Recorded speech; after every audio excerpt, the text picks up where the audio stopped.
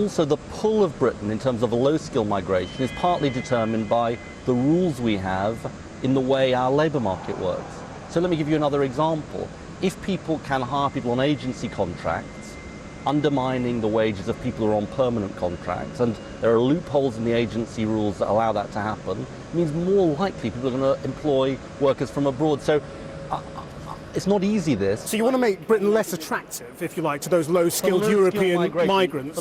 But if you're a voter who thinks there are too many people coming in from the EU, you've got no comfort for them, have you? There's no reason to vote Labour. Well, no, because I've said I think we can counter the pull of low-skill migration into the UK. If what you're saying... Well, how much do you think that would reduce it by? Well, I'm not going to give you a number, but I think we can make a difference. But if what you're saying is, are you proposing that we withdraw from the European Union, for example? No, I'm not proposing that. Have the immigrants who've come into Britain been good for the economy? Yes, definitely. So why are you saying there are too many? Because let me explain. You see, immigration as a whole is definitely good for the country. And I believe that when we were in government, and I believe that now. I'm the son of immigrants after all.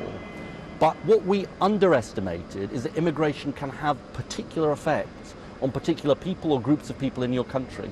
And therefore you've got to manage that flow of people in order to alleviate and tackle those effects. And that's what Labour failed to do in power, that's what you're saying? Yeah, we didn't do it sufficiently. I think we weren't sufficiently alive to those issues. You see, we focused on the benefits of migration without recognising that if, for example, you were a low-paid worker, somebody was being brought in, undercutting your wages, it was having a damaging effect on your life. Aren't you pandering to those people who are just a bit prejudiced and want to see fewer immigrants by saying, well, yes, OK, we think there are too many?